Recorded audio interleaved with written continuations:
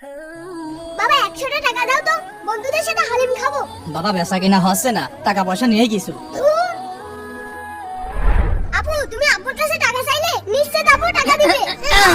একদম নড়াচড়া করবি না।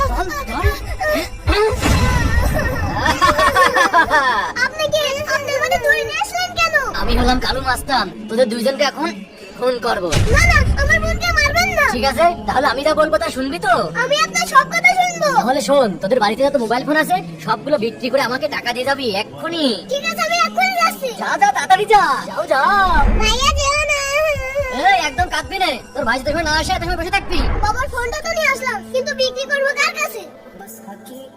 ভাই আপনি এই ফোন কিনবেন? ছোট ভাই, আমাদের কাছে তো ফোন আছে, আমরা ফোন কি করব?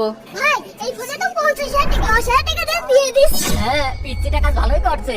এই দে ফোন আমার কাছে, আমি নেবো। আরে বাহ, আজকে তো লাভ হয়ে গেল। বন্ধু সাথে এখন 10,000 টাকা দিয়েছে, আমার মনে কোনো ঘাবলা আছে। না না, কোনো ঘাবলা নাই, তুই চুপ মার। আচ্ছা ঠিক আছে, পরে বিপদে বলে আমার জড়াবে না। এমনি এই জন্য এখানে ফুল 10,000 টাকা আছে। হ্যাঁ স্যার, আমি লোকেশনে চলে এসেছি, আমি এখনই দেখছি। 50,000 টাকার ফোন, এটা কি হাতছাড়া করা যায়? আরে ওর হাতে তো ফোন দেখা যাচ্ছে। এই ফোন দেখ, এই তো সেই চোরাই ফোন। এই তোরা চুরি করেছিস?